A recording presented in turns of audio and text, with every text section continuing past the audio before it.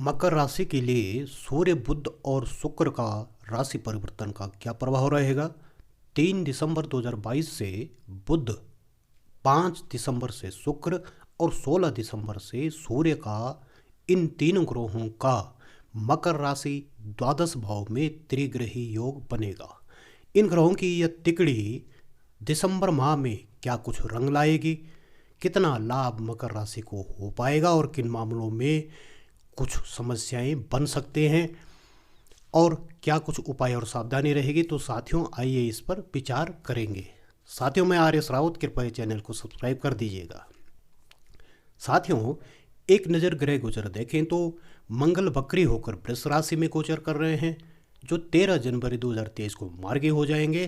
5 दिसंबर से बुध व शुक्र की युति और 16 दिसंबर से सूर्य इनके साथ आपके द्वादश भाव में संचार करेंगे। बृहस्पति की थर्ड हाउस मीन में, शनि मकर में लग्नस्थ होकर स्थित हैं, राहु चतुर्थ भाव और केतु दसम भाव में संचार करेंगे। साथियों प्रिडिक्शन सूर्य बुध और शुक्र को लेकर है, तो आज हम इस पर बात करेंगे।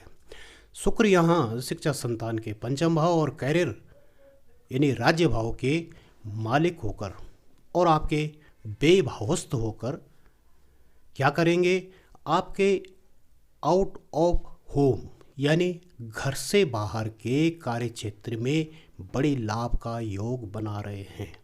और इसके साथ ही सूर्य और बुध भी यही आपके लिए बनाएंगे।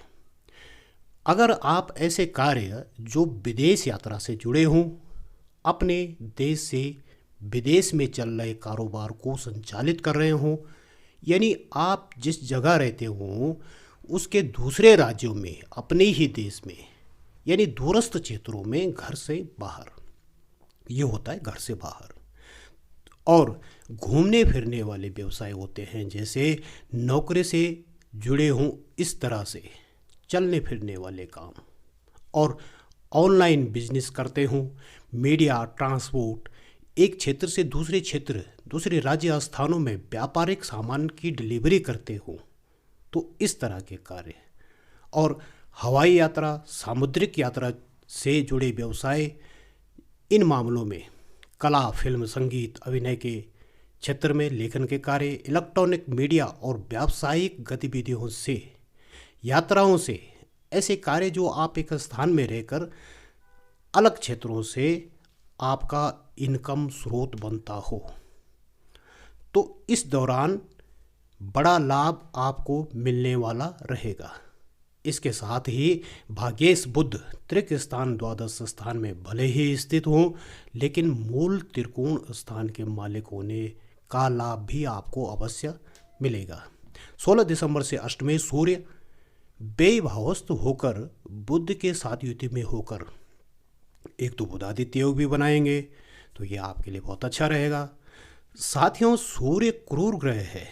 ज्योतिष का सिद्धांत यह भी है कि 6, 8, 12वें में क्रूर भावों के मालिक यदि क्रूर ग्रह हों और इन्हीं भावों में स्थित हों, तो ये एक सकारात्मक स्थिति मानी जाती है और यह आप मकर राशि के लिए शुभ और लाभ का संकेत दे रहा है, क्योंकि अष्टमेश सूर्य व्यय भाव में स्थित हो रहे हैं।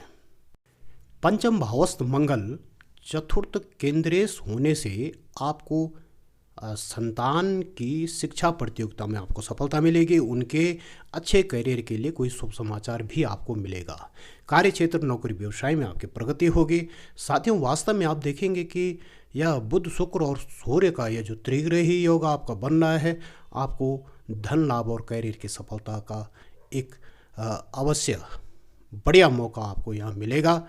और साथ ही कोर्ट कचहरी में कोई विवाद हो तो ये भी आपके सुलझ जाएंगे और कर्जों से भी आपको छुटकारा मिलेगा। और साथ ही यदि आपकी प्लेसमेंट बुध शुक्र और सूर्य की प्लेसमेंट जो मूल जन्मांक में अच्छी है, शुभ है, बलवान है, तो यह आपके लिए और भी अच्छी स्थिति बनाएंगे।